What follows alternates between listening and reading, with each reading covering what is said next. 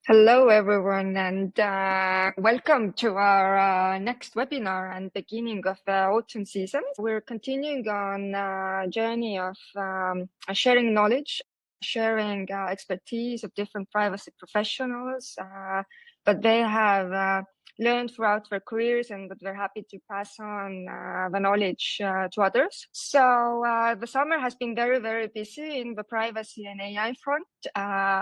But I think a very big part of privacy professional is also upskilling in our professional journey, learning certifications, and also how to implement the book knowledge into practical implications. And today we're going to talk about upskilling privacy professionals for real-world company impact. It's not just about learning for certifications, but it's actually how to take the biggest value out of a learning process and implementing into your work life. So today we're going to talk about different certifications, studying, but also how to measure the improvements into their daily lives. So for that, we have Ksenia Laputko, a very highly skilled privacy professional who is currently working as a Chief AI Officer and Global Head of Data Protection in Joblio. Welcome, Ksenia. Hi, Krete. Pleased to be there. Thank you for inviting me. Yeah, absolutely. So in Joblio, it's a platform of global recruitment and workforce management. Ksenia is also very active in writing books, being a mentor of other privacy professionals in their career, teaching in university, and a truly a person to look out for regarding how to share knowledge to others. And I'm a huge fan of yours as well. So I definitely learn a lot from your LinkedIn post, because you are very active in LinkedIn. So how do you manage to do all that and also have a family and your professional career? So how do you manage all that? You would be probably laughing because I'm writing a book about actually all of this right now. I would say that the key is the discipline. So you just plan your day, and once you have established the routine, it doesn't matter your energy level, so how much time you have, you will still manage to do everything that you want. And about the posts and the being active in LinkedIn, so as privacy professionals, I do believe, have to grow all the time. The minute we stop learning, we start degrading. It works like this. So I dedicate at least 30 minutes of my day every day to read the news, the new documents, because, well, the amount is huge. And I try to share just a few insights with my colleagues, because I've been at the place where you don't know where to read the materials because there are so many of them. So this is how it goes. So as you already mentioned, it's about the discipline, and but what is it what you have experienced in your career? Is it that something that your direct managers have also understand that this is a very important thing for you as a professional, and it is a value? It's not just something that you obtain a paper or certification for, but what's the real value? Like, how have you experienced that? Even the value of the global certifications? Yes.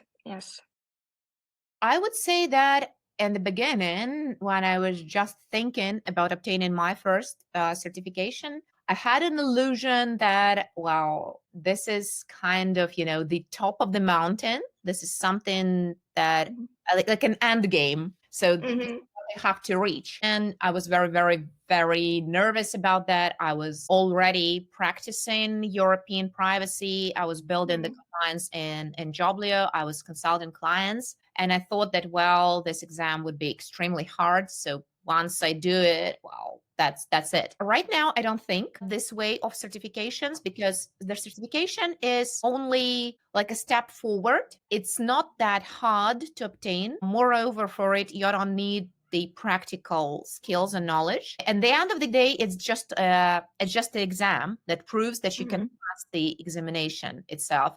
It's very much similar to, well, English exams if you're a non-native speaker, because, well, you can be absolutely brilliant in English. You can, read in English, watch movies, speak like a native. But once you go to pass IELTS or TOEFL, you might fail just because you know the techniques of the exam. And the same goes for this EAP examinations. You might be brilliant in privacy, but you might not know the techniques, how to pass these tests, the structure of the test, the language EAP uses, and you might fail. But the people who learn the book, who learn the techniques, who don't know anything about practical privacy, they might pass the exam with the flying colors. So this is the balance. I do believe that, yes, it's valuable to have this certification as a step. At the same moment, you have to understand that this certification, these 4 letters themselves, they do not prove anything because, well, they're just the exam. So I hope that clarifies my position right now. I remember from my certification times, I took a 3-month period when I did 2, the CIPP and also the CIPM. It was like a lot of knowledge that you obtain throughout quite a small time window. But it's also about like how to implement that knowledge that you have obtained into your practical life. Like how have you achieved that? What advice would you give to others? Well, I was doing it all the hard way myself because for me, I was practicing before I was going into exam and restructuring everything. Because, for example, for Europe, literally you have to understand a lot and most parts of the exam, right? For the United States, for example, as it's sectoral privacy, well, at least it was sectoral privacy before all this separate states exams,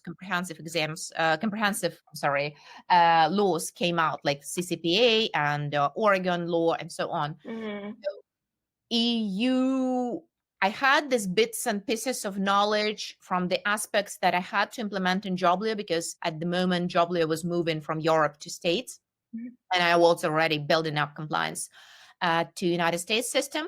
So when I went to prepare for CIPP US exam, I had to do this the hard way because I was learning it all myself. And you are absolutely right. When you are preparing for these exams, you have to learn a lot and you have to restructure the material. But again, as I know from the experience of different mentees, people prepare in different ways. There is one way when person is just grabbing the book and learning the book, and I don't really appreciate this approach. And there is the second way when person reads the book, opens the actual laws, reads these laws, makes its own deductions from these laws and understands them. This is the different way. So going back to your question, I had to do this really the hard way. I was doing it all myself. I did not have a mentor. So my advice to people who are preparing for that or thinking about the certifications or diving into practical privacy, the best approach, if you have the opportunity, is to find a good mentor who would be the one who had already learned all that, practiced all that. It's very important because there are a lot of mentors right now on the market who have just passed the certification and they think that they're really good mentors, or they are literally English teachers or something like that, and they start teaching privacy. So the advice is to look for the professional who is working in the field, because this person would, yes, it might be expensive sometimes, but this person would save you the most important thing. It would save you the time. You may be able to ask questions on how to implement that, right? Because it's one way to know that, well, you have to do the register of processing activities, but then you have to think how to do this. And if you are just learning by the book, it stays for you just something in theory, like, a fairy tale. But once you are actually in the company and you start building this register of processing activities, you feel overwhelmed. No, you don't know how to do this. And well, it's one thing if your company, for example, uses your company as a vendor. It makes it so much easier, especially for non-experienced people. And it's the other way when, it's a small company, they don't have extra budget, and they just say, you are the DPO, just do this register. And people have no clue. They start doing Excel tables, which do not work perfectly. Register has to be interconnected with all other processes. They don't understand how to do that. So going back again to the question, I'm sorry, I'm just, reading a lot of material. I would say that the best way is to find the practitioner who are able to teach all these things. It's very interesting approach because I also was practicing already privacy, but then I started to study for the certifications, and I just learned what exactly was expected from me. But I also understood that with some concepts and ideas, I wanted to actually challenge them, but you can actually do it a different way, because in different companies, there are different business goals, different people, what works for one doesn't work for others. So I've always said, like, privacy is not black and white, it is a lot of gray. And you have to find what works the best for you as well. But also it's about like asking questions like maybe how you did it. And I never come even to the idea that to have a mentor, like how can you find it? Is it something that is available for everyone, or is it something that you just need to target someone who is actively saying that they are mentoring professionals? I think, sometimes it's challenging to find the right person, especially when, for example, you are not specialist in some kind of field. For example, if you are a European professional and you're looking for a mentor in US field or yes, it's pretty hard to understand if person is really knowledgeable. So my advice is probably to watch the content in LinkedIn, because, for example, to see, maybe to visit some webinars, because a lot of mentors are going to webinars, and to see also, do you like the approach, how this person teaches, how this person explains?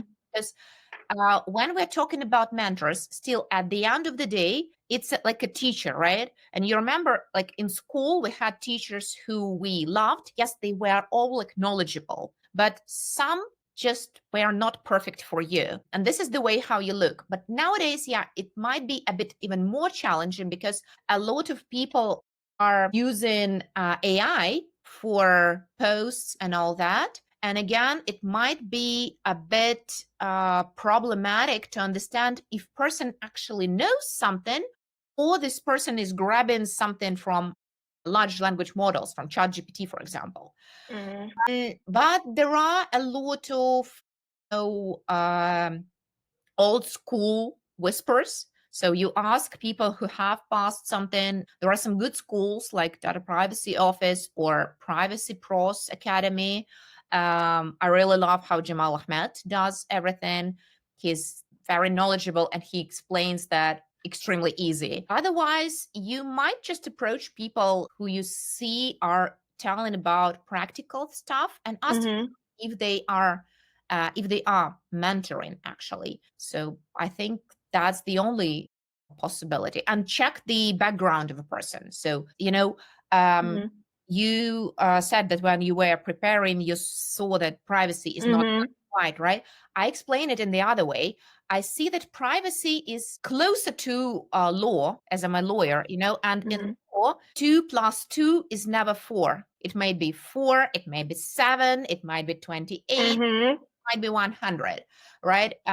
That's the reason when sometimes it's really hard to explain to your technical colleagues why they shouldn't do this and that, and why you don't have a straight answer. Because yes, it's coming from law. You have to look on case-by-case scenario.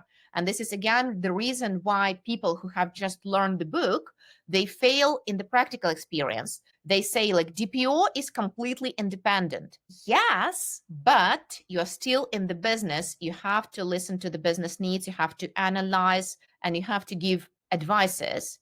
So yes, there are a lot of gray areas. And if you'll say to your founder or to your boss, like, I'm independent, I don't think that you will hold the position very long. Yeah, it is indeed a balancing act. But we are, as we all know, there is like a lot of certifications, as you mentioned, from IIPP, but also from the information security side, from auditing side. And we have a poll coming up as well, how to pick the first one, and should I do it? So, because I've also seen like there is like this inside joke that some privacy professionals said it's you're like collecting badges. Like the more you have, the merrier. So like how to get this going? Like, is it important to get as much as possible, or is it just tailoring what sits the best for you? I call it the same. You know, you remember there's this movie Avengers, and there is this Yeah. power or ring. Power ring. Yeah. So this is sometimes it feels like that. Well, on technical certifications from ISACA, I think that they are like really good for technical professionals. I haven't done them myself, so I don't, have the inside experience. But upon choosing, let's say it depends, because I get this question a lot from mentors around the globe. Like, should I do CIPP East, or should I start with the AIGP? Should I start with US? My advice is always to start from the certification in the region where you're working in. Mm-hmm. If you're working in Europe, if you're planning to work in Europe, it's a really good thing to start with CIPP Europe. Moreover, I would say, as European privacy is one of the most comprehensive, it has a lot of terminology, a lot of concepts. Yes. Which are shifting to another countries. It's really like, a foundation of a house. Once you learn and prepare with European privacy, it would be easier for you to compare, at least with the other jurisdictions. Some people think that once I have studied Europe, I can, tailor everything in my company to Europe. This is the wrong approach also, because if you are entering US market, well, you might get into troubles with Federal Trade Commission if, you just use only one approach. I wouldn't go into the details, but you have to think of the regions where your company is working and to grab, the knowledge. Because, for example, if your company is working, let's say, only in Turkey, I don't see how grabbing all the certifications would help you, because at the end of the day, it's not about your ego. Yes, we all have this, we want to grab the certifications, we want to shine all that, like a girl likes to shine their Cartiers and all that stuff. But at the end of the day, it's still, companies are not buying your badges. They are buying your experience, critical thinking, and knowledge. I would say that in this particular order, because right now, knowledge is freely available, right? You can find on internet whatever you need, but your experience, it's what is the key to your success. Your experience and your ability to critically think and advise the company, how you build up your price. Because yes, the company might look and see in CV that you have these certifications, but then they're going into practical questions. They're asking you about your experience. They're asking you about some things which happen in the specific region where they're interested in, and that's how it works. So my advice is, if you have decided to go for the certifications, you start with the region you are in. If you are looking for the job in some kind of region, for example, if you are a European professional who thinks of expanding to Canadian market, which is really popular right now, you should go and, study and complement it with CIPPC. If you are thinking about the companies who are moving to Asian market, this is really good to go and analyze the Asian market via CIPPA. If you want to add a shiny new thing to your knowledge, well, you can go for AIGP. But I definitely don't recommend people who have no knowledge in privacy going for AIGP. The reason is very simple, because even though this exam requires a lot of knowledge about AI itself, like foundations, the risks, and all that stuff, it still has a lot of questions that require understanding of privacy, because they are going into questions of automated decision making from GDPR. They are going actually into some sectoral United States laws. That's overwhelming at the end of the day. Absolutely. But one thing is also that but there is a lot of different preparation programs, courses, boot camps. Have you used them? Have you seen them? Like, what's the pros and the cons on this as well? Well, I'm trying to be polite and not Mm-hmm. to hurt maybe I would say them colleagues or competitors. I would say there are generally there are three possibilities on the market. Mm-hmm. First possibility is to go with official CIPP courses. I don't like them at all. I would like to be honest, because they are expensive. They cost around $1,500. Yes. And let's be honest, for young professionals, that might be kind of big sum of money. And if you are already paying this sum of money, you want to get knowledge. And Mm-hmm. can you imagine, the amount of material that you have to learn and to prepare is huge, right? We all have seen this body of knowledge for each of the exams. Their courses last 2 days and like 4 hours each. Can you imagine how much the lecturer is going to give you? There is nothing. Mm-hmm. And as soon as you have to read the material to be able to ask questions, you wouldn't be able to do that, right? Because it's a huge amount of actual laws, texts, and even if you're reading just a book, you will still have a lot of questions. Would you have the result you want to? No, probably you won't. And I heard had a lot of mentees who bought this program and they were extremely disappointed. Some of them even took the exam right after these programs and they failed. And again, the program is expensive, the exam is expensive, and it's not fair. It's very much not fair. So the second option is to search for programs which are not affiliated with CIPP. And there are two options. Some of them are courses provided by companies, like, for example, Data Privacy Office, which I have already mentioned, or programs by Privacy Pros Academy or some other companies. I like this option. Yes, they might be of the same price as the official prep, but there is a huge difference because, for example, in Data Privacy Office, CIPP preparation lasts for 2.5 months, and you have 2 lessons, two times a week, and each lesson is 2 hours.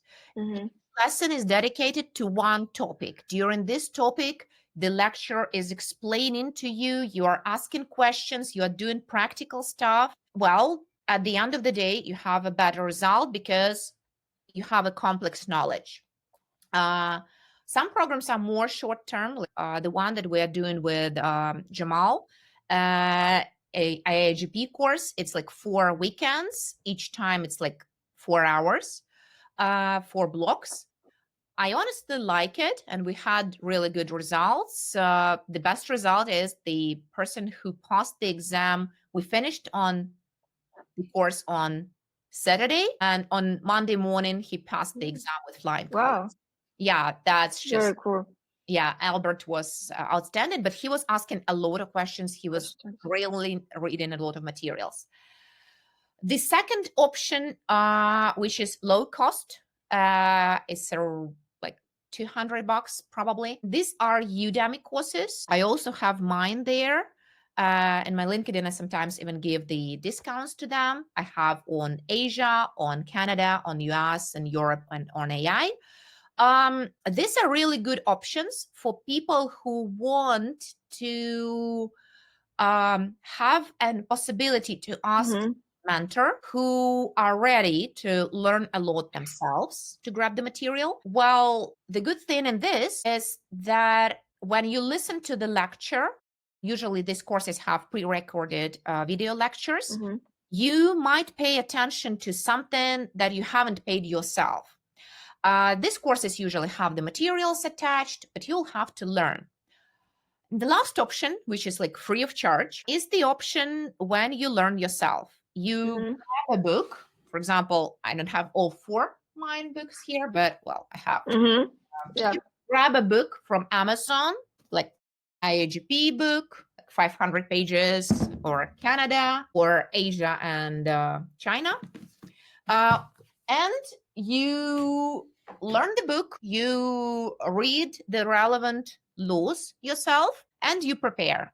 I would say that if you have critical thinking, if you are able to learn and to dedicate several hours a day, that's not a problem to do that.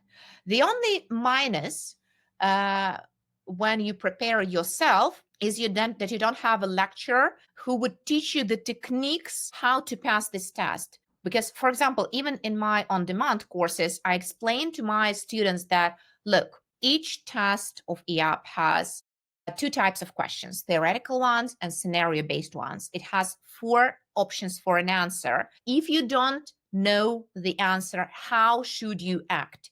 You should try to eliminate the answers. How do you look at this scenario-based question? Yes, if you're an English speaker, it might be easier a bit for you, but if you're a non-English speaker, you are wasting the time to get into details. So how should you look at this scenario-based question? Okay, then such tips as, for example, if you are going into Canada certification, look at the terms. Like if they're using entity, they want you to use the Quebec privacy law. If they're using other terminology, you have to shift to this and that. So these are the bonuses that your mentor is giving you, which you don't have when you're preparing yourself. But again, if you have good background, if you know how to learn, if you pay attention to details, you would pass the test yourself. This is not a problem. What's the most common questions that your mentees ask you about certifications? It depends for which certification they are studying. If the person is just choosing, they usually come with the question, the one that you asked previously, which certification should I choose? And I try to be honest. I say, like, please decide from the beginning, do you need that? Or you need to, what's your aim? You want to get a new job, or you want to raise your salary, or you want to prepare for the new market. Because depending on the aim of a mentee, I give the advices. If the person is already preparing for some of the certifications, depending on which, they get more, I would say, specific questions. For example, if they're studying for Canada, they're actually asking about, should they learn all the provincial laws? They're very, very worried about that. If they are preparing for Europe, they're very nervous about usually how should they get in the details, should they learn the articles of GDPR? And sometimes they ask, like, should we learn and read European Data Protection Board guidelines? And I'm very strict about that. I always recommend to read them. If they are preparing for Asia, they have a lot of questions usually for Asia. The most problematic, from my experience, is India, because before they had this new DPA law, they had very, very complex structure of laws, and they still are present in the exam. And if the person is not working on Asian market, they're usually suffering to read all these laws and to understand them. If person is preparing for AIGP, they are very nervous on the aspect of technical stuff. But again, it depends on the background. If person who is studying for AIGP exam is having a technical background, they sometimes have a problem with legal aspects, and they ask for clarifications. If the person is a lawyer, as I am, we are suffering a lot with understanding all this machine learning aspect. Technical. Yeah, so it's just crazy.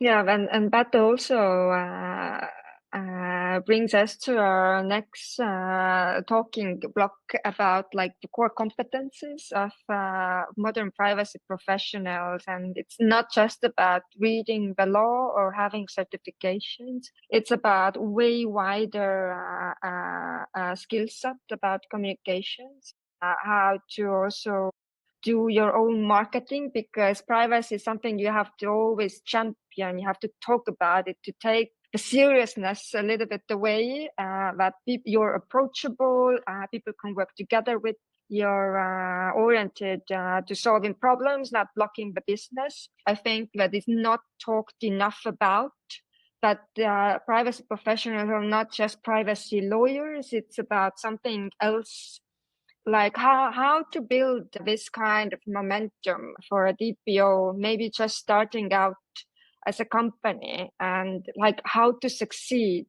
in that role. Okay, I would just separate it into several blocks. Into critical thinking and, being knowledgeable, because yes, it's not only about knowledge, it's more right now about critical thinking. Recently, I love to learn. I'm crazy about learning, and I try to learn all the time, something new. And I'm very nervous when I'm not learning because I feel like I'm slowing down. I had passed a course by Irish Society of Law. There's one person whom I admire. It's Barry Scannell. He's an Irish lawyer. Recently, he became a doctor. I'm a huge fan of him, and he's one of the lecturers in this course. I enrolled in. Right now, the course is closed, but if you are planning to upscale, look around summer, because this course is free of charge, but you have to enroll in advance. But why I'm mentioning that, not only because I really enjoyed that every person in this course was a professional, mostly lawyers, some of the cybersecurity professionals. It's very high level overview, but still they raised a lot of questions. And one of the questions that was in this course among, copyright and AI, liability and AI, cybersecurity and AI, one block was specifically very interesting for me. It was about modern lawyer and DPO in the world of AI. And this lecture, my apologies, I don't remember the name. I really enjoyed him, but I don't remember the name. He was talking about the way that right now it's all about critical thinking and how in the age of AI, the professionals would approach that. So this is the core skill. About being approachable and not only being a lawyer. Indeed, the data protection officer can't be as serious and as theoretical and problematic and speaking legal jargon as a usual lawyer. Why? Because first of all, when we're writing the documents which are facing the customer, they should be easy for people. Many people read them though, but still. The second thing is usually we are in between technical people, lawyers, and founders. All these people have different background, and in order to do our job really good, we need to be able to speak the same language as HR people in a company do, as marketing does, and we need to be able to explain to them what we need without overloading them with all these rules from different jurisdictions. Actually, recently I have been doing the vocabulary for our marketing team, like which words not to use in marketing, not to to put blood in the water and sharks as supervisory authorities, why not to use that in simple words, and how to replace these words. So this is the skill that each data protection officer actually has to do. We have to be the translator between all these legal demands from laws or supervisory authorities and our teams. And we have to be able to build up relationships between them. And that's, again, why we can't say, like, I'm a DPO, I'm ahead of, I'm everybody just, bow down. No, we have to be able to talk to people so that they would notify us about the things that they plan to do with personal data ahead. Because if you sit as a princess in your castle, nobody would approach you and say, like, we're planning to do this and that. You have to be into all these activities, and you can't be abstract. You have to dive into business processes of your company because sometimes people even don't understand that they will be touching personal data and that they need to go to you. So usually you go to the meetings, you listen to your colleagues, and you get, a lot of things. And you also have to have a skill, to be, let's say, brave enough to stand up when something even is in the interests of business, but is against the ethics of privacy. Because, well, again, recently I had a case when one of the companies approached me and said, Ksenia, we need to find a new data protection officer because our data protection officer is very, easy to turn our way. She doesn't stand on the position. And they, as soon as they are working in fintech industry, they understand that this might be a problem. Yes, comfortable to work with her right now, but as they are going to IPO, as they are planning to expand, they might have problems. And indeed, it is so, because you might be fluffy and nice, but sometimes you need to stand up to your colleagues and to say, no, I wouldn't allow this activity.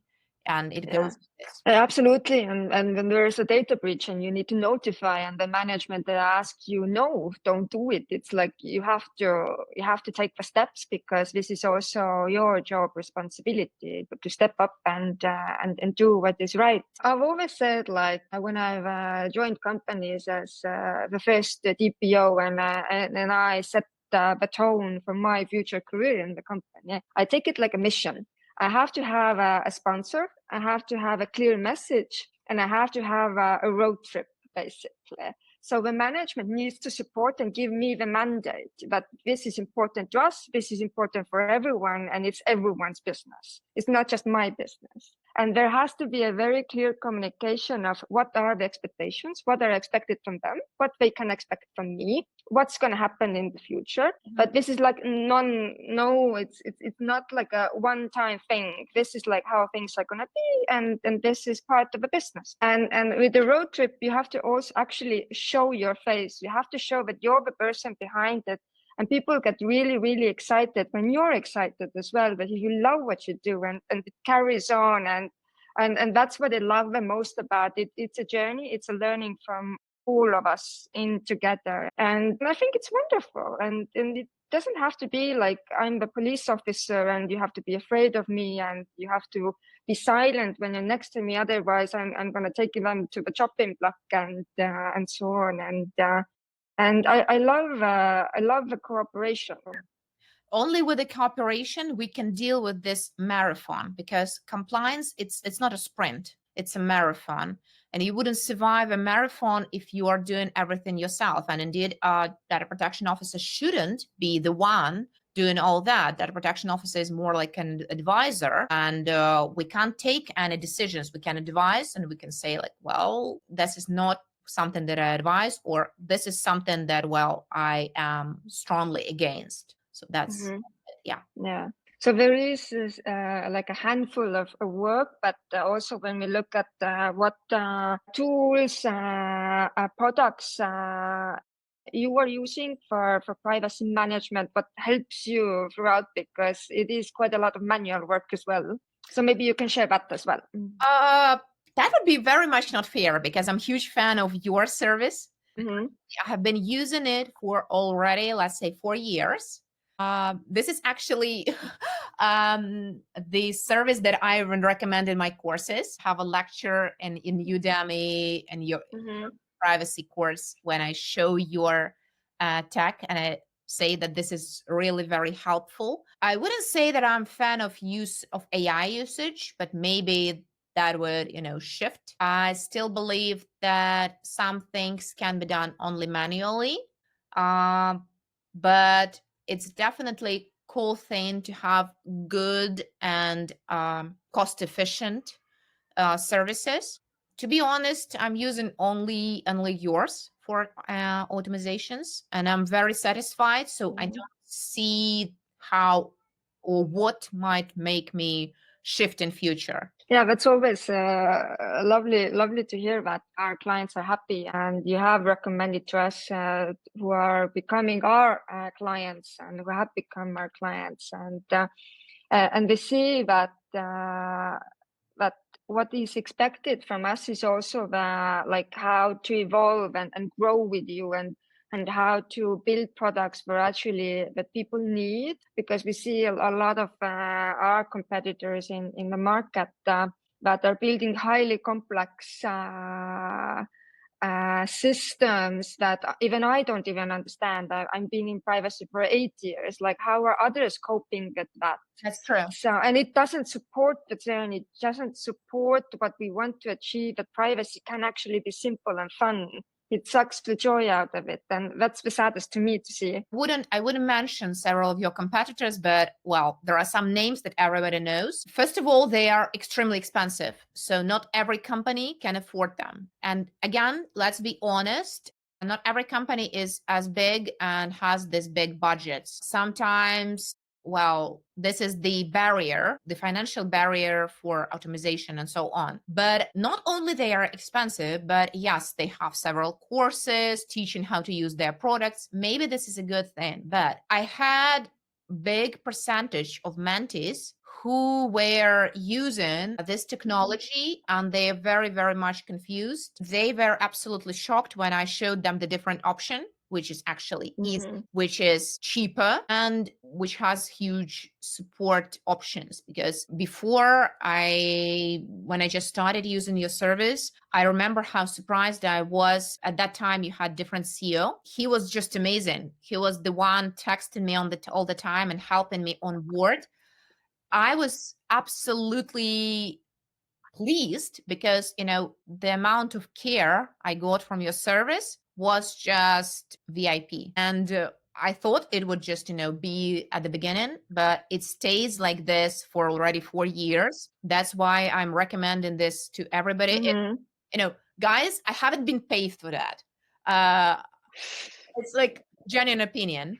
I really love that. And last year, one of my clients, they wanted to, who I'm consulting, they wanted to cut the budgets, and I was shocked by the fact that I have to move somewhere things that we have in GDPR register. I didn't come up with a easy option. Several weeks to take everything just to Excel for the beginning, because they said that they would just cut off payments and that's it. Lucky for me and for their new DPO, they still decided to continue paying for all of that. But I just feel sorry for people who don't have these kind of services, vendors. I don't know how to call you better, because it's just impossible to keep up with everything, to update normally, to make it at least look that easy as it looks in GDPR register.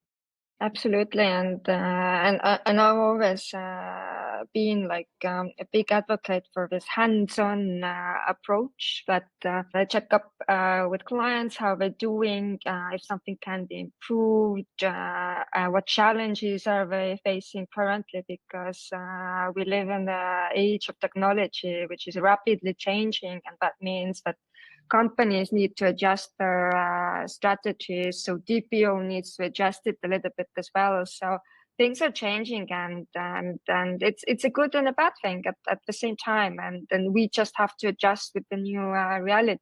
So yeah, that was very heartwarming to hear that you're happy, and then that's why we are doing it as well. As people are collecting their thoughts, maybe I can ask something that I've always asked. What has been your biggest privacy challenge in your current company, and how did you manage to solve that?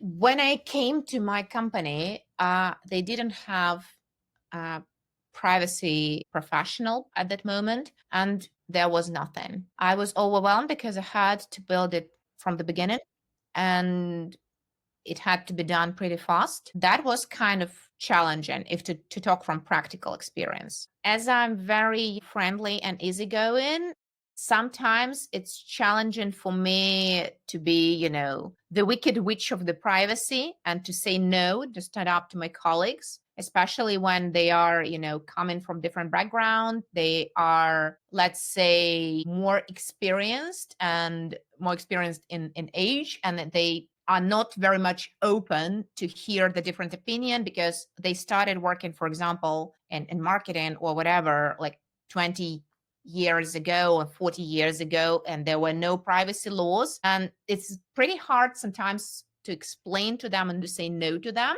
But well, it's a challenge, which I take personally, and I try to grow in that. If to talk from theoretical perspective, 2 years ago, I started diving in AI. And as a lawyer, it was really, really complicated for me to make myself understand all this technical stuff. So I dedicated a lot of time on learning, on talking to people. And I'm still learning. Yeah. And I can't even imagine how many pages of books you have read, how many articles, trainings. It must be like thousands and thousands of pages around the globe. So I stopped counting, actually, because last year when I was working on my AIGP book, I took it as a first comprehensive book, not using the AI, but writing from my head, from the laws, from the other articles.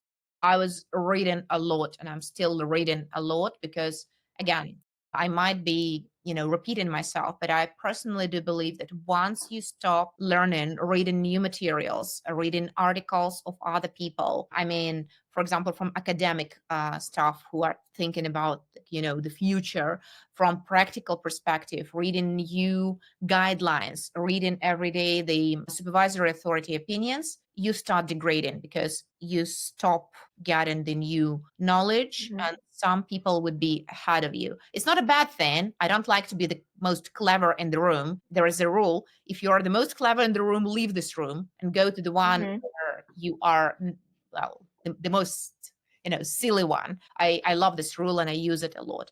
But well, I wouldn't be even accounting how much I'm reading. It's also very, very healthy because the brain is activated during we learn something new, and it's good for our brain health as well. So all the benefits around it as well. So we're always just basically a one click away. Ksenia is also very active in LinkedIn, as I mentioned before. So go follow her. It's truly like amazing knowledge to learn every day, and because we also learn in the society that there is like constant overflow of information, so you have to know like who are the voices you can actually are the most beneficial one for you as well, because it's very easy to create content, but it's very hard to create value, and that is I think Ksenia is doing as well. So I promised myself this year that I would be posting one post at least every day with the things that I'm reading. Well, the year is still, going on. I followed this rule. It's extremely hard sometimes. I wouldn't say that this is, easy to create content. Yes, if you are using ChatGPT, but you can see one person is using ChatGPT because ChatGPT as a large language model is not able for analysis. It's like more language aspects. It takes bits and pieces, but the true analysis isn't there. So it's not easy to create that. Recently, I have started to do reels and short videos. Yeah, I'm developing my Instagram profile, trying to make it not only valuable from content perspective, but also making it visually appealing, and YouTube channel. I find the most challenging, honestly. I have a person who helps me to montage and to shoot because it's complicated. I can talk for a long time, but to do all that visually appealing, and I don't like it when it's just like that. That's a challenge. Truly agree. And from Lauren, no questions from me, but thank you for sharing. Always nice to feel not so alone. So thank you, Lauren, for sharing. You're welcome. Write to me in LinkedIn if you feel alone or if you need some resources to read once you're alone. with a glass of wine. True. So thank you, Ksenia, so much. Our next webinar is going to happen in 2 weeks time as well, on September 17th. So we're wrapping up 1 year of AI Act. So a lot has happened in that field as well. So we will put the new posters up quite soon to cover our thoughts and what's gonna life bring us in that track of field as well, which is very closely related to privacy. So thank you all. Thanks to Ksenia. Thank you everyone who tuned in, and until next time. Thank you very much. See you. Bye.